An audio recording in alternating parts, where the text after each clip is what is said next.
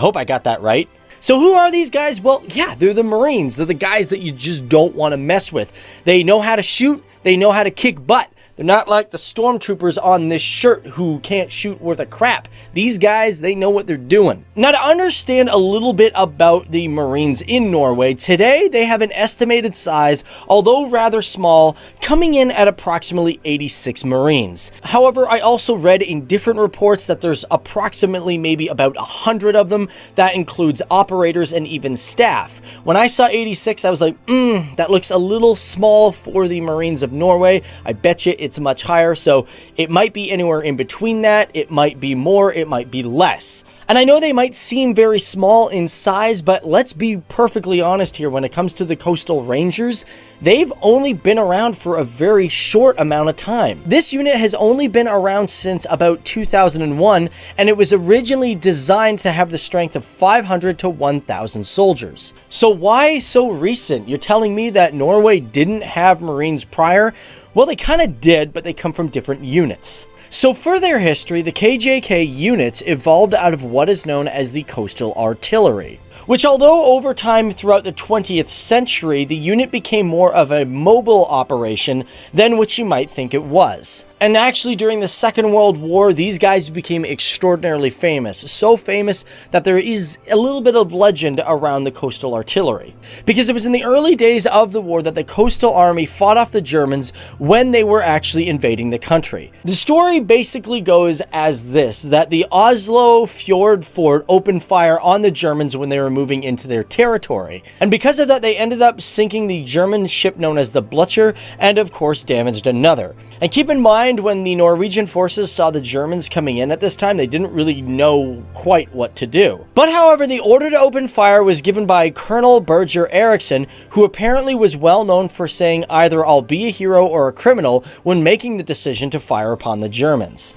And the reason why this decision became well known in the army was because when the Germans invaded on April 9th, 1940, they actually bought enough time for others to escape, as well as the royal family. As well, I should mention that during the Cold War, this artillery unit did become more mobile by training with Swedish forces in order to prevent Russians from amphibious attacks.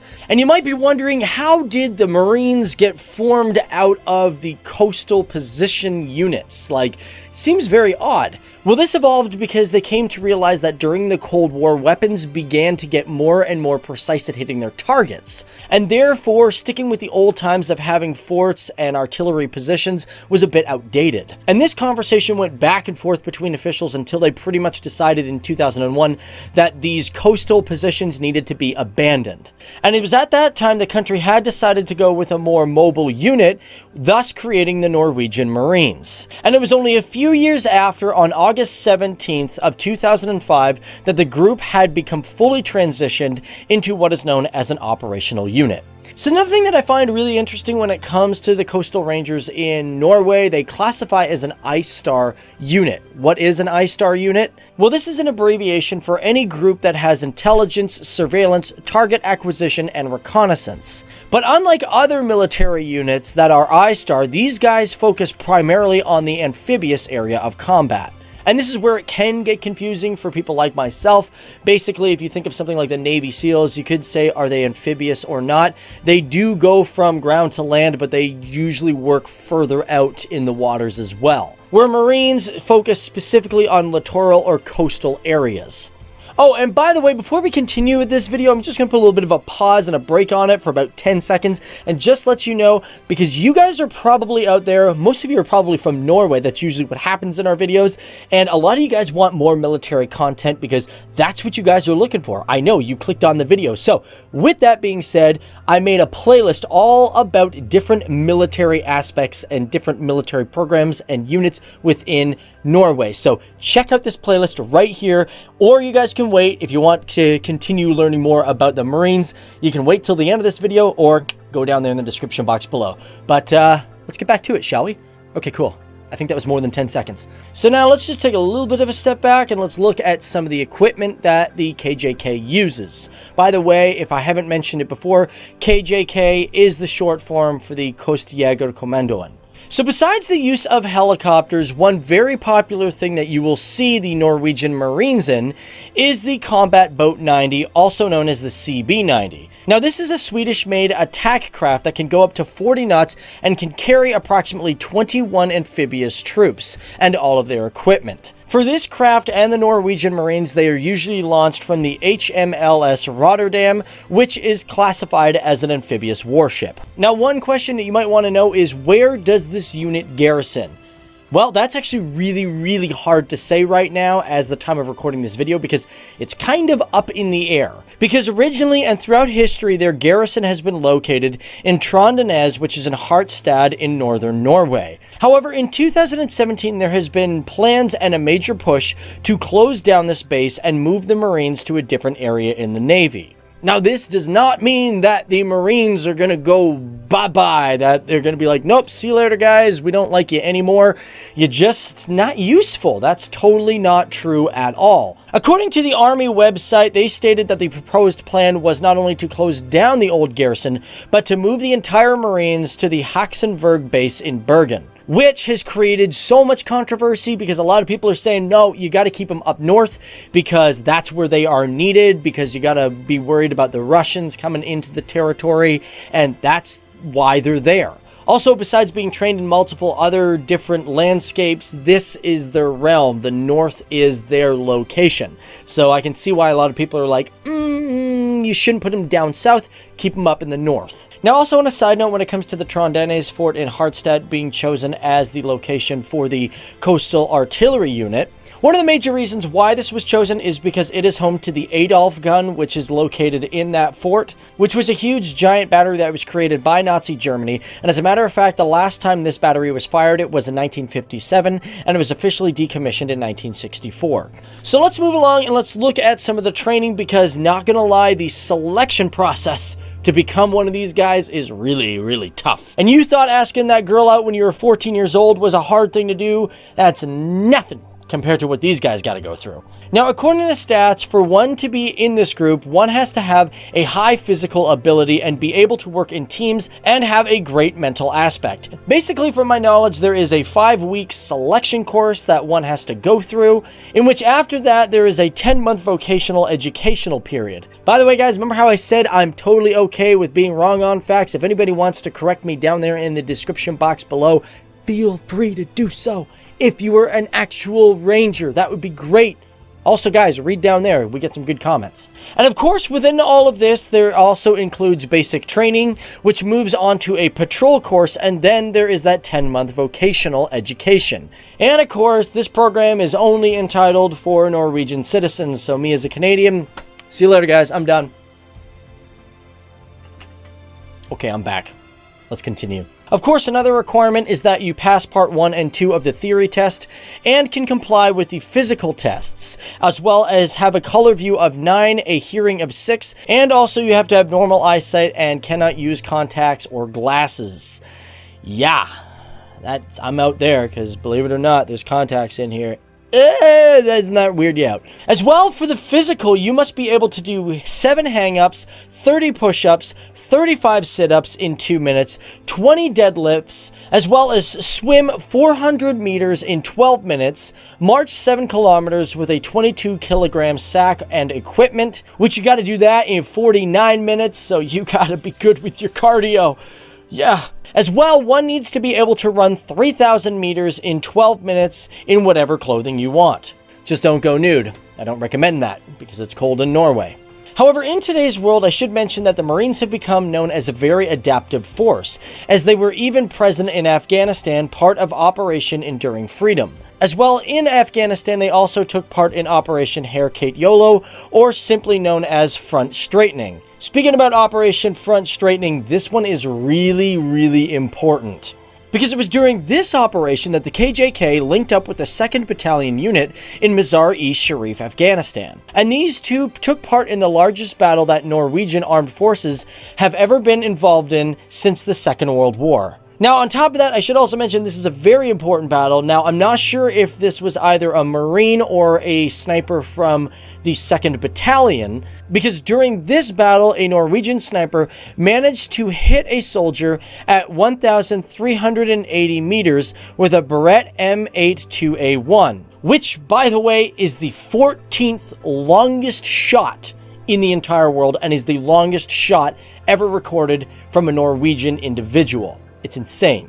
As well, unfortunately for the Marines, when it comes to Afghanistan, it's been said that they lost a total of 3 soldiers during the entire operation. As well, the Coastal Rangers were also in Syria for Operation RECYSR, in which they worked with Danish forces to complete the task of destroying chemical substances, and that happened in 2014. Also, let's just mention the fact that the Norwegian Marines are always training with different task forces and groups in NATO joint operations from all around the world. One of the biggest of these that is held yearly is Operation Cold Response, in which this operation takes place every year at the Varenes garrison in Norway. As well, within the country, they also take part of Trident Juncture exercises. I also forgot to mention one last little interesting fact when it comes to the Marines of Norway, and that is the entire unit has received a military decoration from the United States, and that was the Commendation Medal for their work in Afghanistan. So either way, that's it, guys. That's me looking at the Marines of Norway. I hope this video does justice to my screw up from the last video, which actually reminds me, if there's any additional facts, maybe some people who are watching this video are actually people who served in the Marines, and you want to let us know a little bit more information, boom, put it down there, because I'm totally cool with you guys just giving us some extra info or even correcting some things. That's how we do it here on FTD Facts, and believe it or not, it actually happens quite frequently, because we get military guys that go, oh wait, yo, it's actually, there's this and this and this, so it's cool. They expand on our information for it.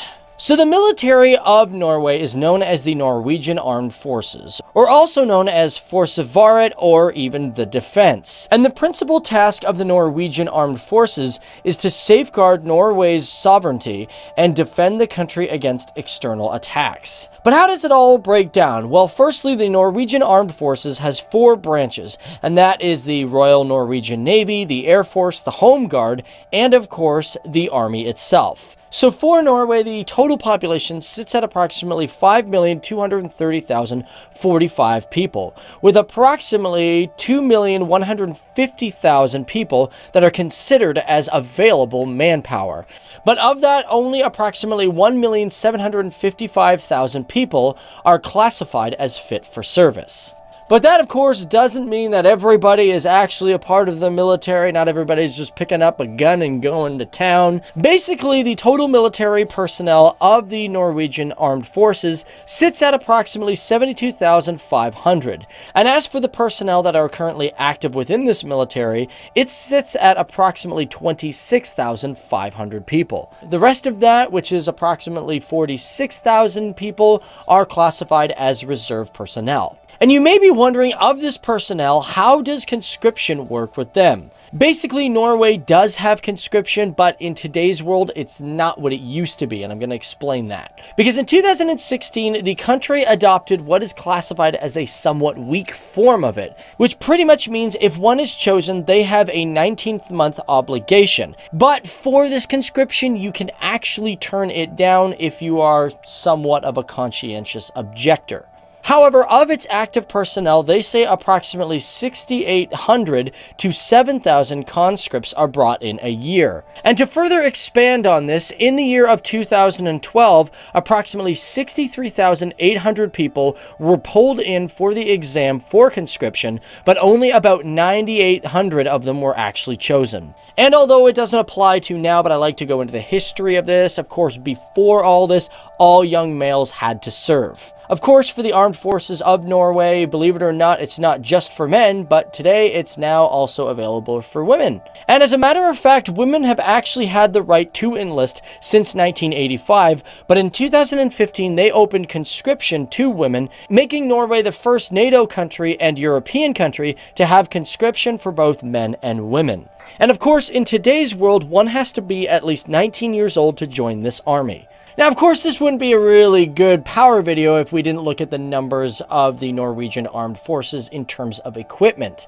Now, just to let you guys know before we get into the whole thing, some of these numbers may not be completely accurate because Norway probably doesn't tell everybody in the public what they actually have. They gotta just have some secret things that certain countries just don't know about. Maybe they do, maybe they don't. But with that in mind, let's start with the Air Force. So now the total aircraft strength is over 128. And of this, 49 of these are classified as fighters. Now, this is exactly what I was talking about because when it comes to the number 49, I know it's not already accurate. So that is just an approximation. And the reason I say that is because Norway is going through a major modernization with its fighters. Because in history, they've had 46 F-16 Falcons, which they state that they currently still have in use today.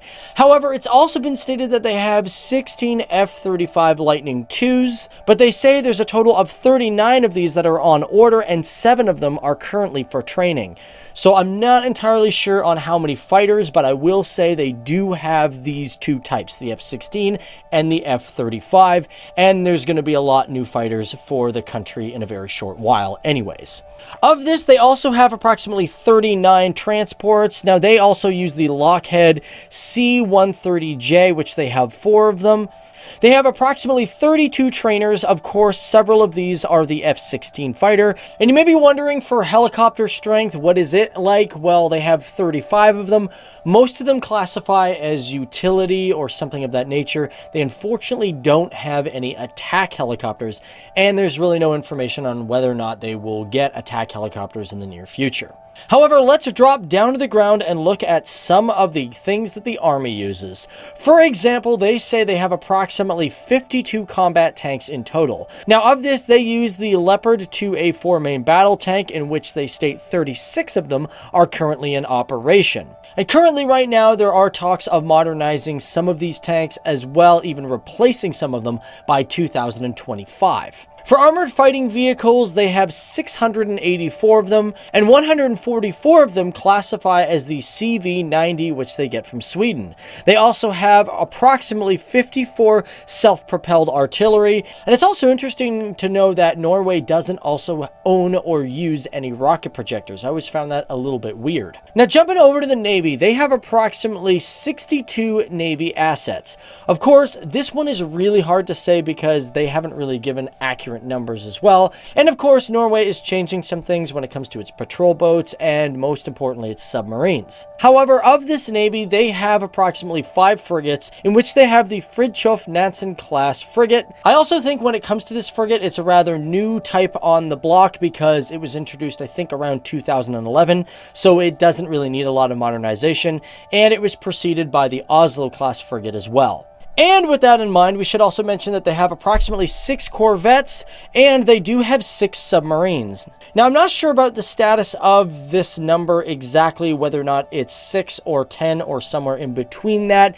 The reason for that is because they did state that they were purchasing new German Type 212 submarines, which were to be delivered for 2019. Whether or not some of them have already been delivered, I'm not entirely sure. And currently, right now, they use the Ula class submarines, but I'm not sure if they're replacing them with these new type or whether or not they're just adding to them.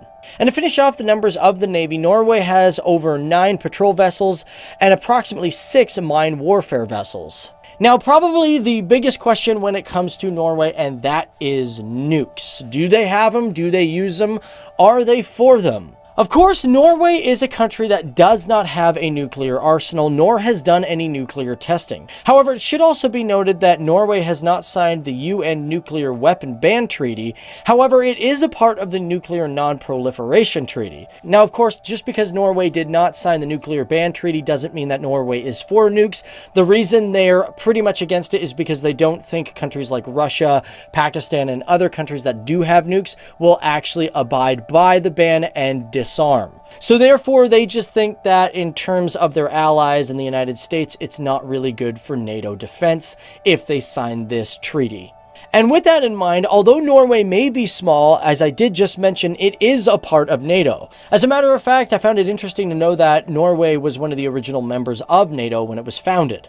And just for anybody who wants to know when that was started, that was on August 24th, 1949. So they've been a part of NATO for a long, long time. But overall, the one big thing that we should look at when it comes to the Norwegian Armed Forces is budget. Because as of 2014, which is the most recent date, the budget for the armed forces in total came to 7.2 billion US dollars. Which means in that year, Norway spent approximately 1.62 of its total GDP on its military, which is actually below the recommended 2% for NATO countries. But of course, Norway hasn't always been like this. As a matter of fact, it's a rather evolving army, because back during the Cold War era, Norway was a country that focused on defense, building air bases and ground forces. However, by the 2000s, things changed and they've had more of a mobile operation in order to provide peacekeeping operations around the world. However, that is you and me learning about Norway and how much power this country actually has. And we didn't even talk about economy, because it is a very important country when it comes to its economy. But military is very important as well. So what are your thoughts on this, guys? Do you think it's more powerful than it's actually leading on? Let us know down there in the let me know down there in the comment section below. On top of that, guys, as I always say, if you guys are just loving this content and you want more Norwegian topics, well, just hit the like button, because that's how I can tell that you guys really like this stuff and you want more Norwegian topics. So be sure to do that. Of course, don't be afraid to check out our other stuff. We got some really cool videos I'll put at the end of this video for you guys to check out, and also in the description box below. But either way, today you and I learned a lot about how powerful Norway is. A great country that has always been a smart and tactical ally to the others of NATO and around the world. One that, of course, may question the motives of some arrangements around the world, but has always been there in terms of major events in need. From its involvement in Afghanistan, Kosovo, Bosnia, and many more operations, Norway has always been a country on guard. This is how powerful Norway is: the soldiers who act outside their own interests.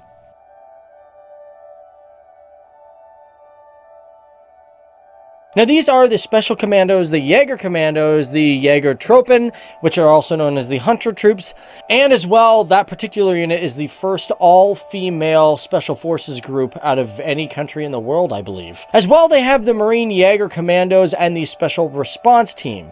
Now, for this video, I'm not going to go into the Jaeger Marine Commando Division, because these guys kind of classify as Marines, and although they are now part of the FSK, which is a Special Forces unit, they have a lot of history that's on their own, and I like to do the Marines as their own separate video. They are a Special Forces unit, but I'm not going to talk about them in this one.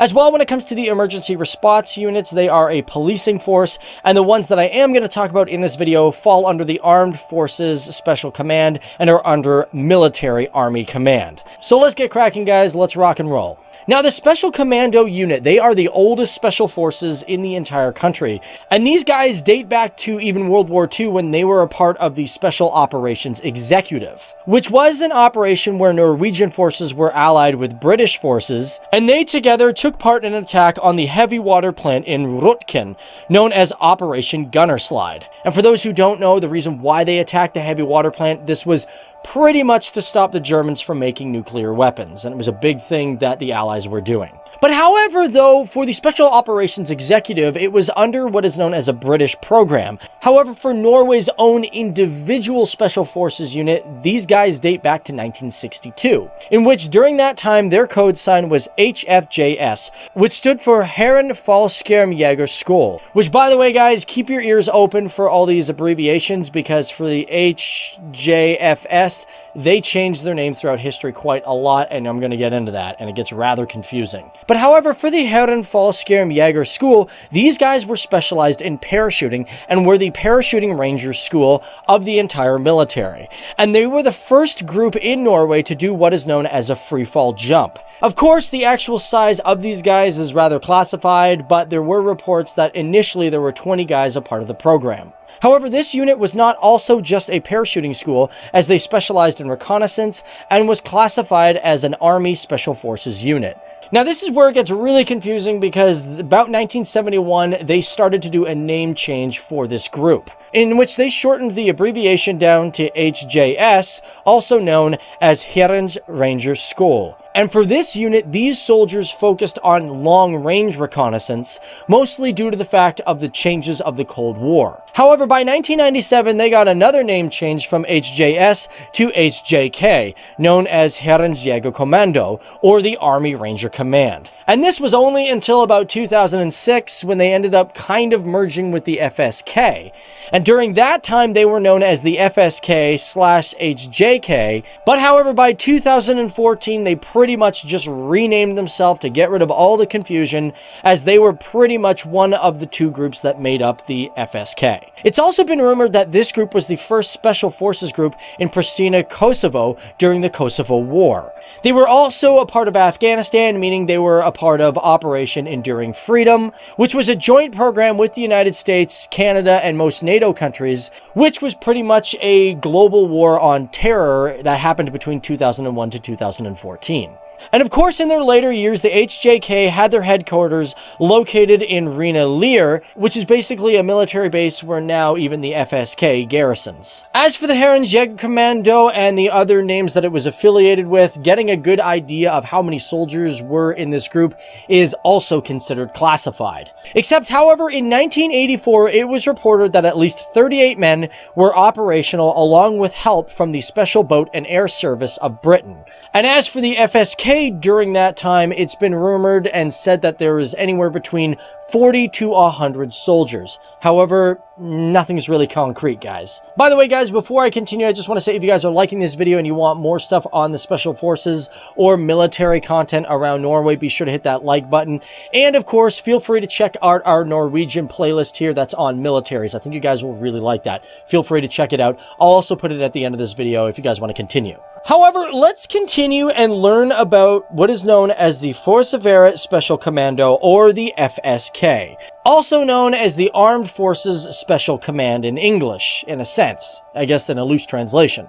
To keep things not so confusing, the FSK also existed somewhere before the rename of the Army Ranger Command. And to give you a bit of backstory, in 1979, Norway decided that it really needed to step up its game when it came to safety and security, especially in the realm of anti-terror. With that, the Forsvaret Special Commando unit was brought into the picture in 1982 and began operating 2 years later in 1984. And one of the biggest contributors to having the FSK currently active is the fact that they need this unit to defend their oil rigs. And as a matter of fact, it's been a rather reoccurring issue when it came to the FSK, as in 1988 the FSK was pushed to be decommissioned. However, it was the oil industry and the armed forces that pushed for it to remain in the military budget. And as well, in 2007, the safety of the oil rigs within Norway became a great concern again. The reason for this is because of Norway's involvement in the War of Afghanistan. Pretty much during the War of Afghanistan, they did discover plans that had certain individuals planning to attack the oil rigs in Norway. And as a matter of fact, because of that, the FSK currently does routine drills with basically high-stress, accurate scenarios on board oil rigs. But today's world of the FSK is slightly different than it was in the year 2000s and before. This is because on January 1st of 2014, the Norwegian Special Operations Forces and the Marine Jaeger Commandos decided to merge together. As well, that was the same year that the HJK decided to rename itself to the FSK. And not to confuse everyone, but that's what I meant when the Frogmen were a part of the FSK now, as of 2014. And as for the HJK, from my understanding, is they really do a lot of the training within the FSK, and the FSK does more of the operational stuff. It's really rather confusing from my understanding. But as for training, the selection for these troops is always very, very intense. Of course, this isn't official, but this is from some of the articles that I've read about. To become a Special Forces operative, one has to finish their military service first before applying. And once you apply, there is a 3-day selection course in which one is tested for their physical and mental abilities. And this is crazy. I'm like, wow, I can't believe that people actually have to do this. That apparently in 2 minutes, one person has to do 45 push-ups and then do 8 pull-ups, and then on top of that, do 50 sit-ups. I'm not even sure if that's actually 2 minutes per section or whether or not that is just all of it has to be done in 2 minutes. Either way, it's nuts. On top of that, they also have to have a good swimming background and have to complete 400 meters in 11 minutes of swimming. On top of that, one has to march 30 kilometers in under 4 hours and 50 minutes while carrying all of their gear, which equals approximately 25 kilograms. And after completing all their pre-selection courses, you can go into the Special Forces, and the training for that takes about a year. However, also in Norway in 2014, after the merge of these units, they also introduced what is known as the first ever female Special Forces group, known as the Jäger Troop. However, for this group, it's just recently finished its testing phase. As a matter of fact, in 2014, it was only going to be possibly a year program, but because of its performance, they decided to extend it over the next couple of years. And by 2017, after reflecting on the group, they considered it to be a renowned success. And one of the major reasons why they decided to do an all-female group is because they actually needed females within the Special Forces to perform other tasks that males could not. On top of that, you also got to remember Norway was the first European country to allow conscription for both men and women at the same time. Of course, I should mention, in the first year, they had approximately 317 women apply, with only 88 making it in. And of that, only 20 of them actually completed the program. Of course, that might actually seem pretty low, but let's be honest, getting in the Special Forces, that's pretty high because getting in is tough. Of course, when it comes to the training, it's very similar to the male program. They also have to have a pre-selection course. They also have to do the 50 sit-ups, 8 pull-ups, and 40 to 45 push-ups in, I think, 2 minutes. Again, I'm not sure if it's individual or not. And of course, their swimming program is also the same, going 400 meters in 11 minutes. But however, one really interesting thing that I found out for the male and female program is they both pretty much do a recreated simulation of Operation Gunnerslide, which is that World War II operation I was telling you about. The downside to the all-female troop, however, is that in 2016, not a single one of these troops had deployed operationally yet. But of course, that might have changed because as of 2017, they did state it was a success. So I'm assuming at this point, they are an operational force and they are a force to be reckoned with. Of course, let's finish it off. Let's look at some of the weapons that these guys use. From my knowledge, they use the Canadian C8. I've also heard that they use the C7 from time to time. I'm not too sure. On top of that, they use the Heckler & Koch 416 and 417. They, of course, use MP5s and MP7s for close quarter combat. As well, for their snipers, they use the Heckler & Koch MSG90, which is a very common sniper rifle that other special forces use from other countries around the world. On top of that, they use the L115A1 and the M82 Barrett rifle. And like most Scandinavian countries, they also use the FN Mini-Me and the FN MAG for machine guns.